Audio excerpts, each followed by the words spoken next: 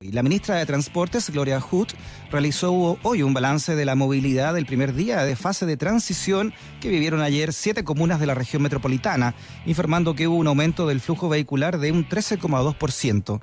En tanto, el quinto reporte del estudio Movilidad y Contagios del COVID-19, elaborado por académicos de la Universidad de Chile, del Instituto Sistema Complejo de Ingeniería y la Universidad de Stanford, indican que una reducción de un 10% en la movilidad reduce también aproximadamente la tasa de contagio semanal en un 20%.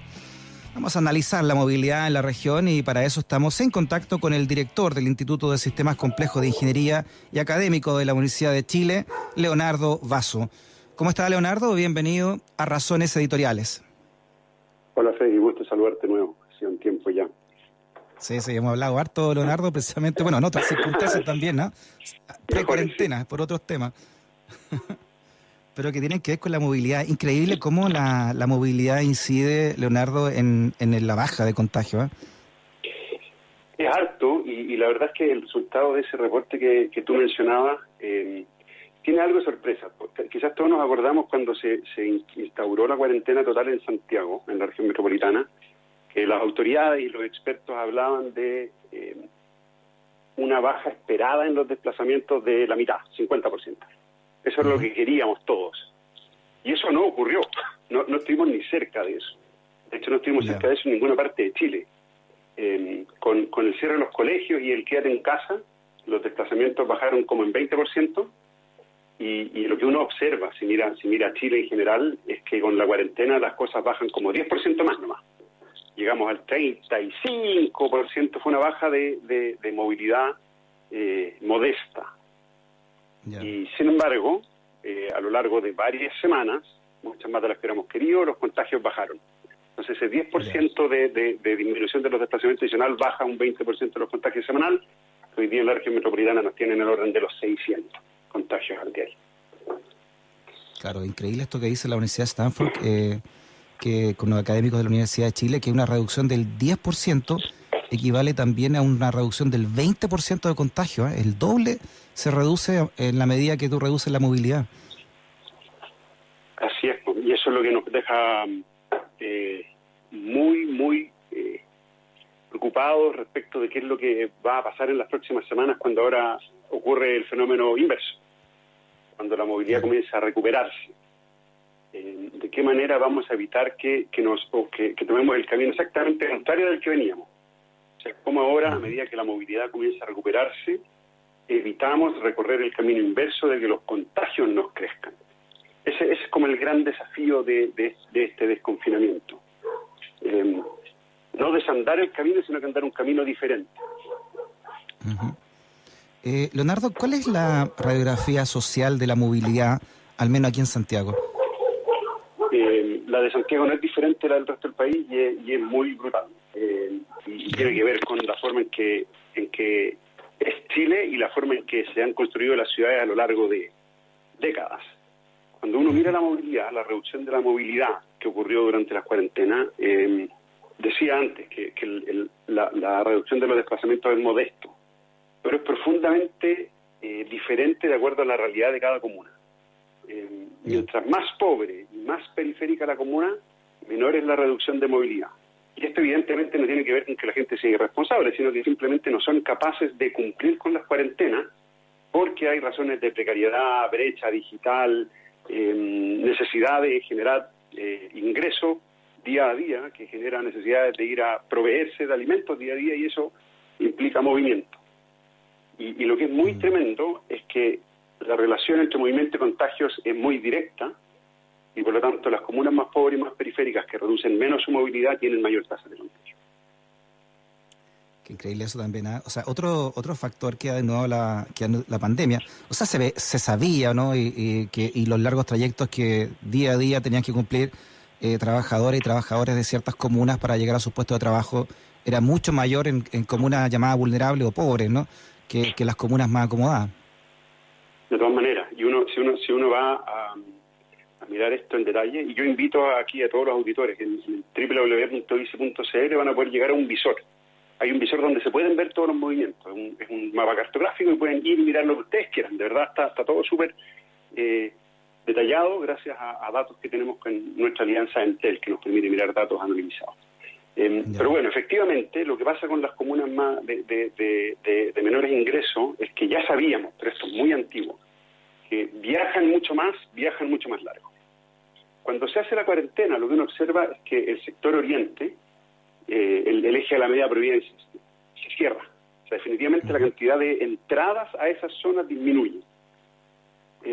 Los desplazamientos no bajaron tanto, sin embargo, y por lo tanto la gente se estaba desplazando hacia otras partes. Si uno mira ese mapa, lo que ocurre es que los desplazamientos disminuyen en distancia y la gente se sigue moviendo, pero se está moviendo a otras partes. Se están moviendo a otros subcentros, ya no en el eje Alameda Providencia, donde estaban los servicios, sino que se mueven típicamente a lugares que están asociados a ferias libres. Es decir, una evidencia súper clara de que hay mucha gente que se sigue moviendo por la necesidad de ejercer algún tipo de actividad económica, muy posiblemente informal. Y al mismo tiempo se ve que los cordones industriales siguen teniendo la actividad de siempre. Hay muchas industrias que seguían trabajando. Sí. Y de acuerdo a esto, Leonardo, ¿cómo te explicas tú el desconfinamiento en estas comunas puntuales aquí en Santiago, estas 7 comunas más acomodadas, si tú quieres? Como yo te decía antes, la movilidad y contagio están profundamente relacionados. Las comunas que están desconfinando, paso 2, un paso chiquitito, pero aquellas que están desconfinando son aquellas que tuvieron mayor baja de movilidad y por lo tanto mayor disminución en la tasa de contagios. Esas son las que se están desconfinando. Lo que queda por ver es que esta es una ciudad que está conectada. Entonces, cuando se abra el sector oriente, ¿cuán atractor va a ser para viajes que no deberían venir porque el resto de la ciudad está en cuarentena?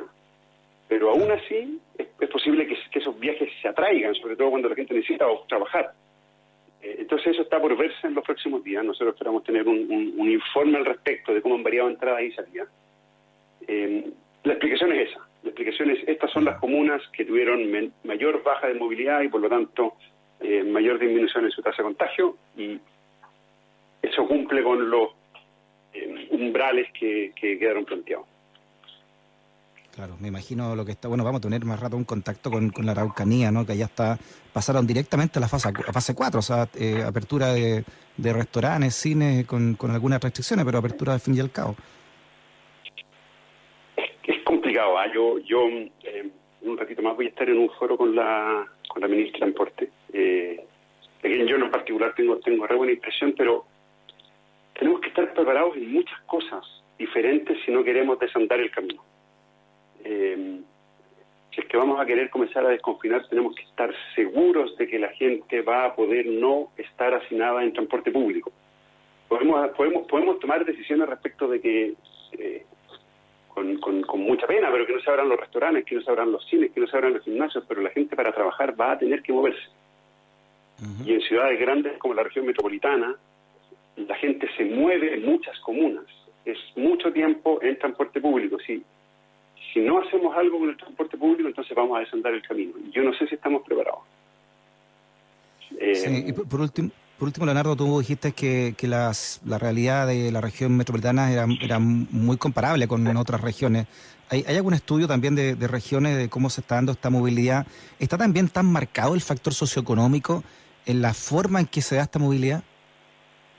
Así es. Nosotros tenemos estudios de la región metropolitana. Vamos como en el 7º estudio de la región metropolitana, pero tenemos equipos trabajando en el Gran Valparaíso y en Biobío Ñuble. Y lo que uno observa es similar. Con el cierre de colegios se alcanzó una baja de movilidad de cerca del 20%, y cuando se aplica una medida como cuarentena baja un poquito más, pero nos movemos siempre entre el 30 y el 40%, y es similar. El efecto es similar en términos de los estratos socioeconómicos. Entonces el panorama país es parecido. El efecto es desigual de acuerdo a estrato socioeconómico, y las bajas de movilidad que todos esperábamos simplemente no han ocurrido, y yo creo ya que no van a ser factibles, que no va a ser posible conseguir algo mucho mayor que eso. Entonces vamos a comenzar a tener que descubrir cuál es nuestro baile entre que salimos y nos guardamos, que nos permita mantenernos. mantener los servicios de salud operativos con espacio. Muy bien, el doctor en Economía y Políticas de Transporte, profesor titular de la Universidad de Chile y también director del Instituto de Sistemas Complejos de Ingeniería, Leonardo Basso, en Razones Editoriales. Leonardo, un abrazo grande, muchas gracias por tu conversación. Un abrazo, Freddy, que estés muy bien. Igual, chao.